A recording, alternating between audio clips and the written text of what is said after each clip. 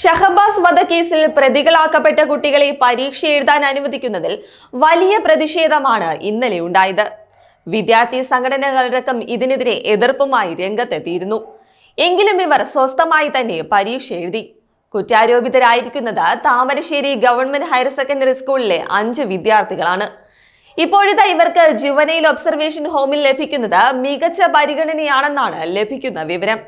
5 പേരെയും വെവ്വേറെ സെല്ലിലാണ് പാർപ്പിച്ചിരിക്കുന്നതെങ്കിലും ശിക്ഷാ നടപടികളുടെ ഭാഗമായുള്ള പരിഗണനയല്ല ഇവർക്ക് ലഭിക്കുന്നത്. പരീക്ഷാകാലമായതിനാൽ അത്യാവശ്യം വേണ്ട സൗകര്യങ്ങളെല്ലാം ഇവർക്ക് സെല്ലിൽ ഒരുക്കിയിട്ടുണ്ട്. സെല്ലിൽ ഒറ്റയ്ക്കായതിനാൽ തൽക്കാലം മറ്റെല്ലാം മറന്ന് പഠിക്കാനും കുട്ടികൾ ശ്രമിക്കുന്നുണ്ട്. അതേസമയം കുട്ടികൾക്ക് ഭക്ഷണ കാര്യത്തിലും കുറവൊന്നുമില്ലെന്നാണ് ലഭിക്കുന്ന വിവരം. എത്തിയ ആദ്യ ദിവസം തന്നെ ഉച്ചഭക്ഷണമായി കുട്ടികൾക്ക് നൽകിയത് ബിരിയാണിയാണ്. പിറ്റേ ദിവസം പായസം ഉൾപ്പെടെയുള്ള സദ്യ, ഇന്നലെ സാമ്പാറും ചോറും മറ്റു വിഭവങ്ങളും. അതേസമയം ഒബ്സർവേഷൻ ഹോമിൽ തന്നെ ഭക്ഷണം പാകം ചെയ്ത് നൽകുന്നത് നിർത്തലാക്കിയിട്ട് വർഷങ്ങളായി. കുക്കിനെ ഉൾപ്പെടെ നിയമിച്ചിരുന്നുവെങ്കിലും ചിലരുടെ ഇടപെടലുകളുടെ അടിസ്ഥാനത്തിൽ ഭക്ഷണം ബോയ്സ് ഹോമിൽ നിന്ന് എത്തിക്കുകയാണ്. കൂടാതെ കുക്കിനെയും ബോയ്സ് ഹോമിലേക്ക് മാറ്റിയിട്ടുണ്ട്. ബോയ്സ് ഹോമിൽ നൽകുന്ന ഭക്ഷണം മിക്ക ദിവസങ്ങളിലും പലരുടെയും സ്പോൺസർഷിപ്പിലാണ്. അതിനാൽ മികച്ച ഭക്ഷണമാണ് അവിടെ ലഭിക്കുന്നത്. രാത്രി ചോറും കറിയും, വൈകിട്ട് ചായയും സ്നാക്സുമാണ് നൽകുക. പ്രായപൂർത്തിയാകാത്ത കുട്ടികളിലെ ക്രിമിനൽ വൽക്കരണവുമായി ബന്ധപ്പെട്ട വിഷയങ്ങളാണ് പ്രതികളെ ഒബ്സർവേഷൻ ഹോമിൽ എത്തിക്കുന്നത്. അതിനാൽ ഗുണപാഠം നൽകുന്നതിന് പകരം തെറ്റായ സന്ദേശമാണ് ഉന്നതരായ അധികൃതർ അറിയാതെ ചില ഉദ്യോഗസ്ഥർ ഇവിടെ നടത്തിക്കൊണ്ടിരിക്കുന്നതെന്ന ആക്ഷേപവുമുണ്ട്.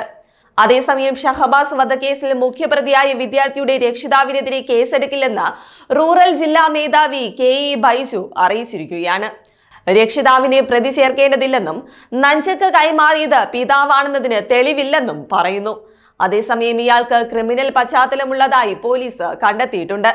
ഷഹബാസിനെ കൊലപ്പെടുത്തിയ സംഭവത്തിൽ കൃത്യമായ ആസൂത്രണം നടത്തിയിട്ടുണ്ടെന്നും കുട്ടികളെന്ന നിലയിലായിരുന്നില്ല പ്രതികളുടെ ഗൂഢാലോചനയെന്നും വാട്സാപ്പ് സന്ദേശങ്ങൾ ഇതിന് തെളിവാണെന്നും KE ബൈജു പറയുന്നു. കൊലപാതകത്തിൽ ഉൾപ്പെട്ടവരെയെല്ലാം പിടിയിലായിട്ടുണ്ട്. ഗൂഢാലോചനയിൽ കൂടുതൽ ആളുകൾക്ക് പങ്കുണ്ടോ എന്ന് പരിശോധിക്കണമെന്നും ജില്ലാ പോലീസ് മേധാവി അറിയിച്ചു. ഷഹബാസിനെ നഞ്ചക്ക് കൊണ്ടടിച്ചതും ആക്രമണത്തിന് നേതൃത്വം നൽകിയതും ക്രിമിനൽ പശ്ചാത്തലമുള്ള ആളുടെ മകനാണെന്നാണ് വിവരം.